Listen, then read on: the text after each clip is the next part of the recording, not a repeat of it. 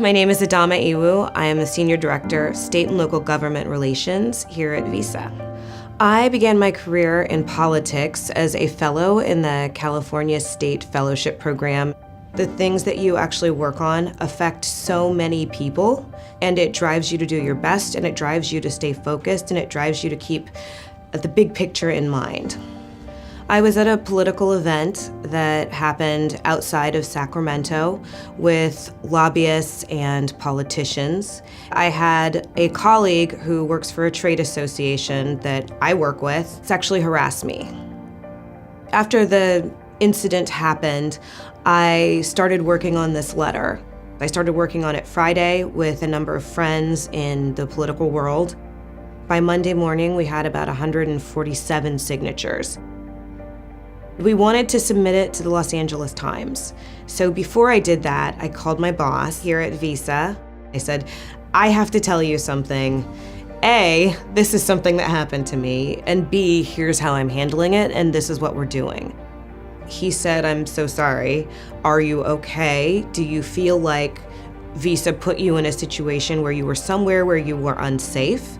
And I said, no, it wasn't that. And then he was very supportive. He was like, go for it.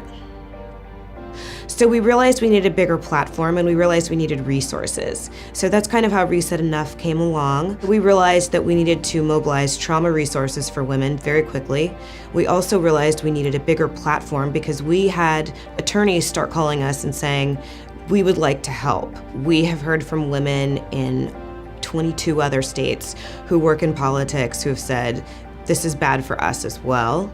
Since we've started this movement, I've heard from so many women who've told me, I wish I could have hung in there. I wish I could have been stronger.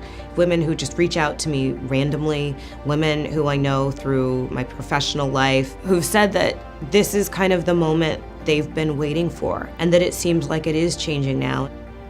We are still continuing to push the legislature here in California and in other places to make changes, to make sure that the political environment is safe for everyone. The Time Person of the Year was actually a huge surprise. A really incredible thing to be just with that group of women. You know, we're all just kind of plugging away, doing what we can to make a difference. And so to have that elevated to a global stage is incredibly humbling. I think it turned into a national conversation because people were ready. We all have to speak our truth. We have to be honest about it, and we have to be vulnerable about it.